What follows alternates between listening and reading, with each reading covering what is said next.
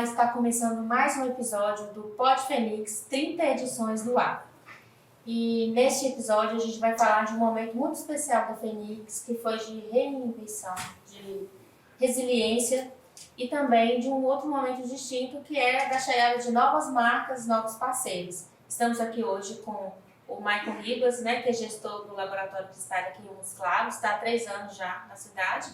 E temos o nosso ex-presidente, Leonardo Vasconcelos. Um prazer tê-los aqui para a gente bater esse papo.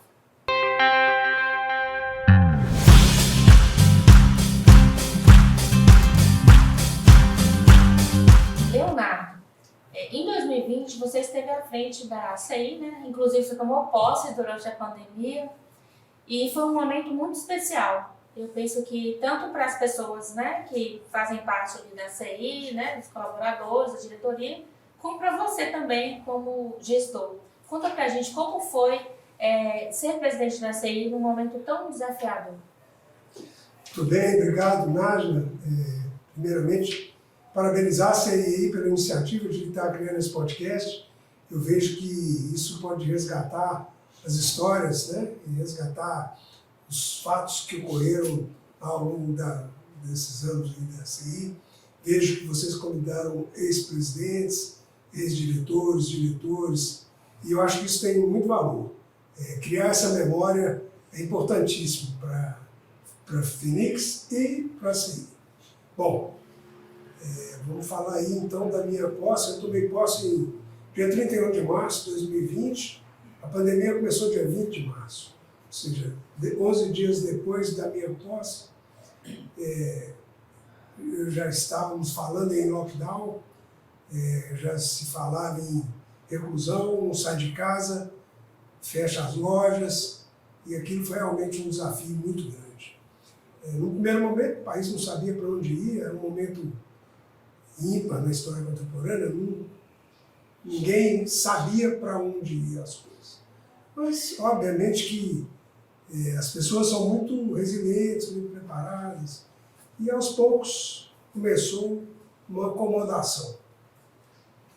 Obviamente que numa condição extremamente diferenciada, muito cheio de limites, não podia fazer nada, não podia conviver, mas a coisa foi andando.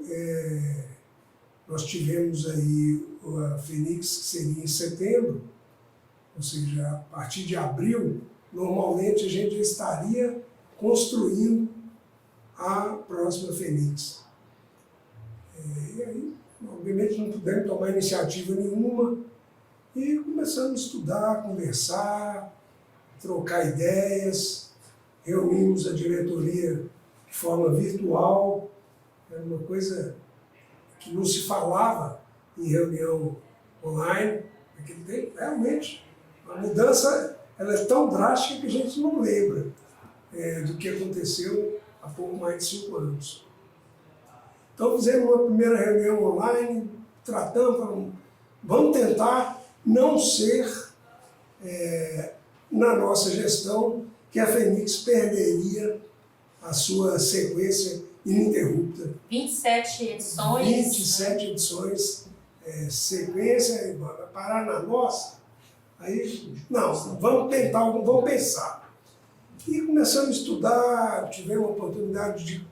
Ficamos sabendo que uma cidadezinha do sul de Minas, Juruáia, ela é uma cidade que tem uma indústria de lingerie muito forte, produto único, mas muito forte. Ela fazia uma feira virtual. Fizemos contato com o Sebrae, fizemos contato com um tanto de gente, conseguimos falar com alguém lá do segmento, não sei se era Associação Comercial ou o CDL, falando com uma presidente lá. Ela falou, não, a gente faz, é uma feira única e tal. Bom, possibilidade a gente percebeu que existia, ainda que fosse extremamente difícil, porque nós estávamos falando de uma feira multissetorial. E eles tratavam lá de uma feira com um único produto, com um único público, com um único mercado. Então, teoricamente, lá funcionou bem, a gente não sabia o que queria. A coisa foi seguindo, a gente logo teríamos a Expo Montes, que aconteceria em julho, cancelada. Então não vai haver Expo Modas. Próxima feira de grande porte em Minas, Exposebu em Uberaba, cancelada.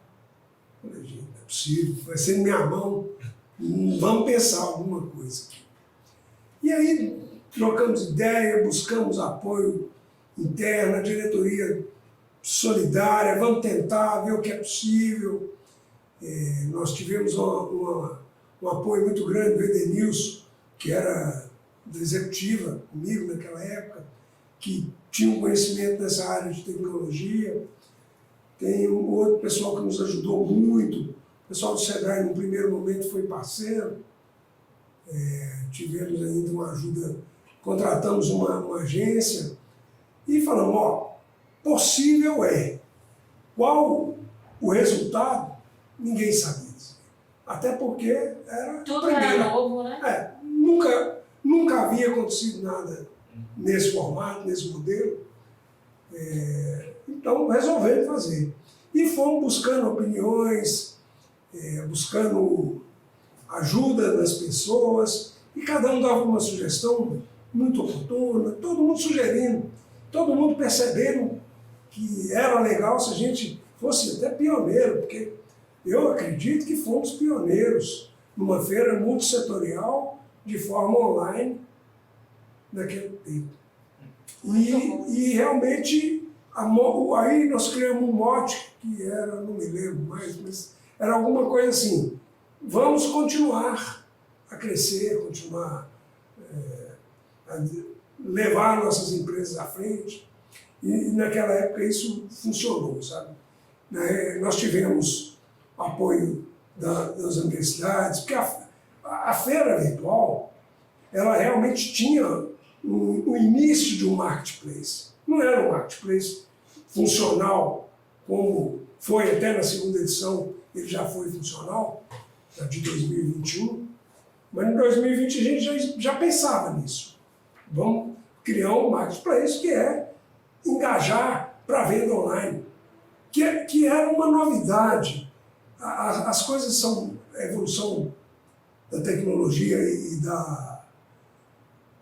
dos acontecimentos é tão rápida que eu falei isso algumas vezes já. Em 2020, você não comprava um sanduíche online em muitos casos. Não comprava. Não existia iFood, não existia tele, não sei o quê, não tinha nada. Tudo que faz a demanda é a necessidade. Exatamente, né? Isso é que foi legal.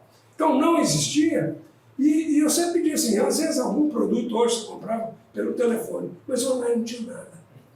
Então eu acho que aquela Fenix, ela foi uma oportunidade para a gente mostrar para os associados que o mercado online seria uma verdade. Ele iria acontecer. Pela força da própria marca Fenix. Né? Pela demanda, porque existiria uma demanda. A gente, obviamente, ninguém imaginava que a pandemia ainda ia durar mais 2 anos e meio, mas a gente achava que, bom, já que estão nos apertando aqui, vamos propor que os nossos associados compreendam a venda online, compreendam a existência do marketplace. E aí nós tivemos realmente treinamentos nesse sentido. E os associados puderam, os que participaram, ser treinados para vivenciar esse modelo que hoje já é uma realidade. É uma realidade que vai, inclusive, em alguns casos, já suplanta a venda em presencial. Não tem. Exatamente. Mas então é isso. Falando aqui a questão da inovação, né? A gente vai voltar ainda a falar que a Fenix, na época digital, tem muita coisa aí para a gente contar ainda, viu? Mas só para lembrar que a gente também está com o Maicon aqui hoje, e ele vem de uma empresa que também lida com inovação, né, Maicon? E Fenix é resiliência, é inovação também, e traz marcas novas, né? Como é que foi chegar o Laboratório Cristália para a Fenix? Como é que funciona essa parceria? Quero agradecer também a oportunidade, né, Nájila, de estar falando um pouquinho, explicando um pouquinho. O Cristália tem por DNA essa questão de pesquisa e desenvolvimento, né? E é muito interessante porque normalmente você vê o Cristália, né, e entre outras, participando de feiras que são muito específicas para o público, normalmente médico. Porque os produtos, quando você tem produtos controlados e prescritos, você não pode deixar esse produto numa prateleira, você não vincula propagandas em outdoor, né? Tem algumas regras, algumas limitações quanto a esse tipo de vinculação de propaganda, enfim. Então, geralmente circulam em material que é bem específico, né? Então, o Cristália hoje está participando de uma feira dessa, tem um atrativo diferenciado, né? E acho que é uma forma também de um retorno, um agradecimento à cidade que nos acolheu tão bem, né? O Cristália está sediado no interior de São Paulo, né? A gente tem algumas unidades em São Paulo, capital, né? Alguns arredores, mas e tem uma unidade também em Pouso Alegre, mas aqui no norte de Minas essa é a primeira unidade e a gente foi muito bem acolhido, recebido, né? Então desde que a gente está aqui, há praticamente 3 anos, começaram as obras e tudo mais, a gente vem participando da feira de uma forma que é mais para criar um senso de pertencimento, né? Olha, estamos por aqui, né? E por se tratar, né, tá começando esse polo farmacêutico, então é um movimento muito diferente, né? A gente vê um crescimento e o Cristália vê que é uma forma boa de a gente crescer junto com a cidade. Então, eu acho que a palavra é criar esse senso de pertencimento. As pessoas sintam que o Cristália está aqui mesmo para acolher, para trabalhar junto e fazer a cidade desenvolver. E são muito bem-vindos, viu? Muito Já obrigado. todo mundo aí do polo farmacoquímico, né? Já está movimentando a cidade, fazendo novos profissionais, todo mundo já focado nesse mercado de trabalho e que traga muito desenvolvimento para a gente. Legal. Esse é o mote da ACI, né, Leonardo? Que é trazer o desenvolvimento, trazer novas possibilidades. E a gente voltando a falar sobre a Fênix Digital, eu lembro que na época a Fênix ela teve uma programação extensa de cursos, palestras e envolveu toda, né, o Instituto Federal, a Unimundius, a FUNORTE, com profissionais levando conhecimento. E a gente trouxe novos parceiros. Eu lembro que na época a gente teve um apoio também das prefeituras, através da AWANS. Conta pra gente um pouquinho sobre isso. Isso aí é um fato, porque como a feira não seria presencial, a gente entendia que o conhecimento seria o nosso grande produto. Então, se a gente conseguisse criar incutir na cabeça dos associados, do segmento de serviço, do comércio, pessoal da indústria, que eles deveriam se capacitar para um novo momento. E realmente é um novo momento, é uma quebra total dos paradigmas que existiam naquela época. Não se falava, não se pensava de outra forma. Então, a gente trouxe a universidade, o Instituto, a Unimontes. Nós tivemos muita gente vindo trazer essa bagagem de conhecimento, e isso era através de palestras, que eram ao vivo, inclusive, né? Ao vivo, dos mais diversos temas. Nós tivemos de treinamento de venda online, tivemos de energia fotovoltaica, eu me lembro disso, tivemos a diretora da Associação Brasileira de Fotovoltaica, tivemos muita gente capacitada, entregando conhecimento para o associado. E tinha uma vantagem, que estava todo mundo em casa. Então você estava em casa, você tinha que fazer alguma coisa, acabava participando. E foi uma surpresa, até te cortando, desculpa, Nádia. Nós não tínhamos noção de público, ninguém havia, não tinha ideia. Isso vai alcançar quem? Não tem, mas existe uma métrica que ela, na época, o pessoal do Denilson conseguia nos trazer, que ao final da Fênix, nós tivemos 1.400.000 views da nossa página. Isso era inédito.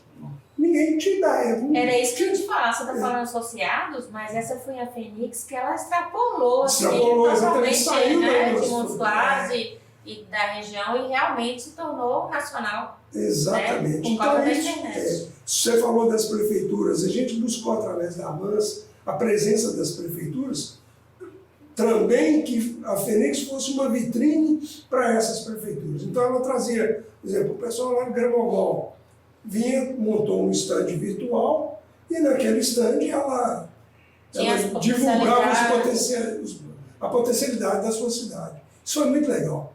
Nós tivemos um outro negócio que foi aquele stand virtual. Assim, a gente fez um stand em 3D. Em 3D, né? exatamente. E aí a pessoa podia entrar e simular que ela estava passeando pela Fenix. Tinha aquele mesmo mapa e a pessoa ia caminhando ali. Uma realidade virtual, né? Ia caminhando ali, via o stand, via quem estava lá. Então, é uma quebra de paradigma. Realmente foi uma experiência engrandecedora. Michael, você que vem de fora, qual é a cidade mesmo você vem? Eu sou natural de Campinas, que é interior de São Paulo. Então, você vem de fora, conta pra nós qual é a percepção que você tem aqui de Montes Claros, da Fenix, do movimento. Você é diretor da CI, eu não tinha falado nisso, né? Mas é diretor da CI e participa ativamente da Fenix também lá dentro dos bastidores, tendo contato com outros expositores, né? Fala um pouquinho sobre essa experiência. Nádia, eu passei por algumas cidades. Eu sou de natural de Campinas, mas eu já morei em São Paulo, capital. Já morei em Itapira, que é interior, onde a gente tem uma sede. Já morei até no Tocantins, até em Palmas. Então, quando o pessoal falou assim, você vai assustar com calor, eu falei, bom, eu acho que eu já me vai dizer um pouquinho lá. Mas assim, pra gente que vem de fora, né, falando particularmente, né, eu me surpreendi positivamente com a cidade, né? E aí a gente está muito acostumado a vir, sei lá, uma cidade como a capital São Paulo, mesmo Campinas, né, que tem hoje 3 milhões de habitantes. E aqui você vê muita coisa acontecendo, muita oportunidade acontecendo, né? E a gente pegando um pouquinho do histórico, que nos últimos anos teve todo esse desenvolvimento, e a gente vê mesmo algumas coisas na cidade, para a gente é bom participar desse crescimento, porque eu sempre falei assim, poxa, se tivesse chegado antes, né?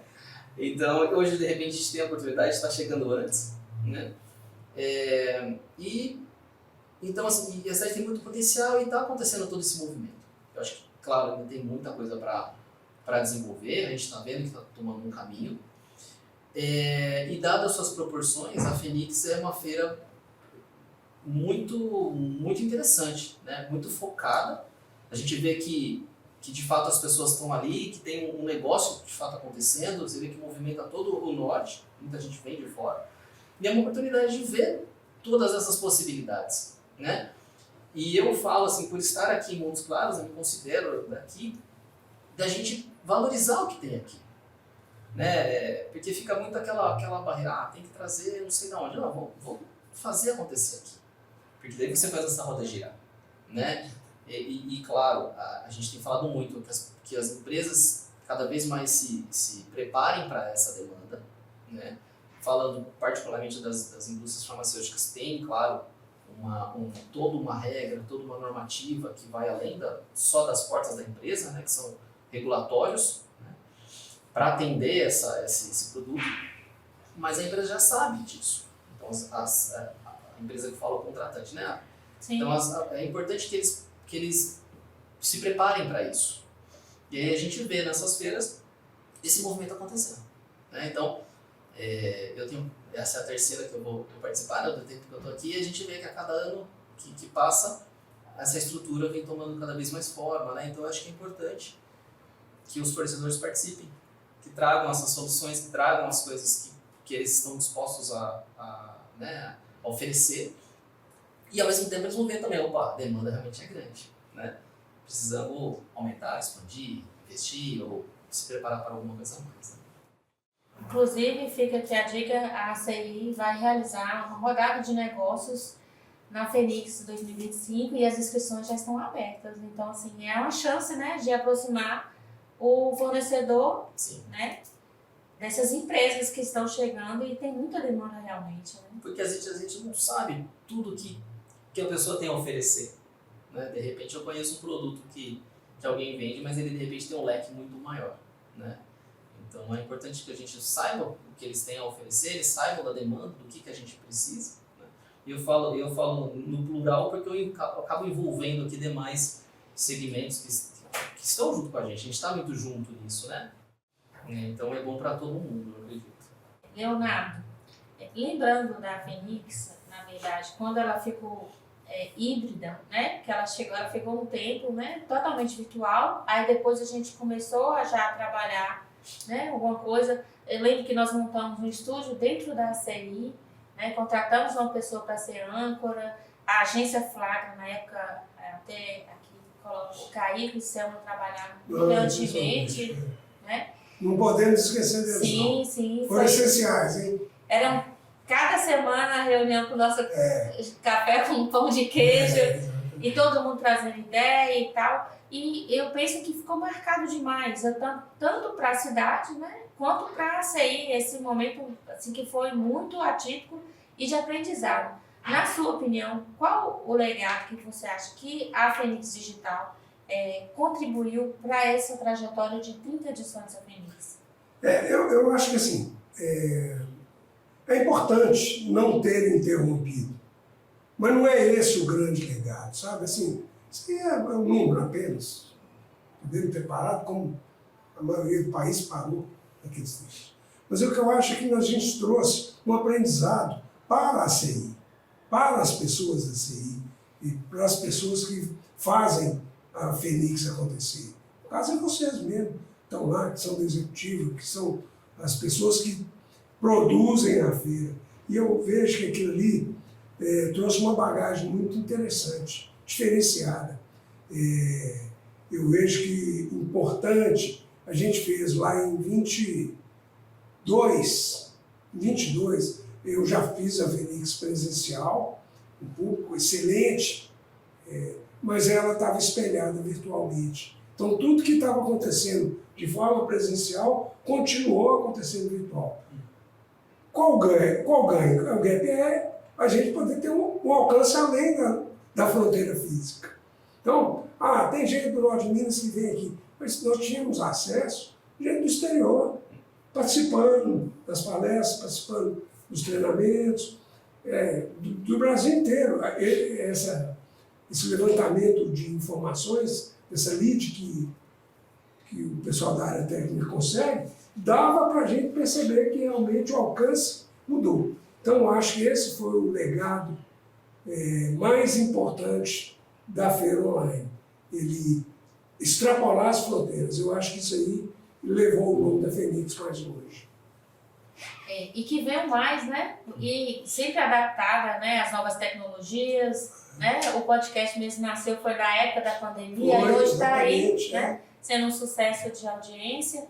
E é isso, a Fenix é resiliência, é inovação, é trazer novas marcas, é promover conexões. E a gente agradece a audiência de vocês e fique com a gente para o próximo episódio com mais histórias sobre a Fenix.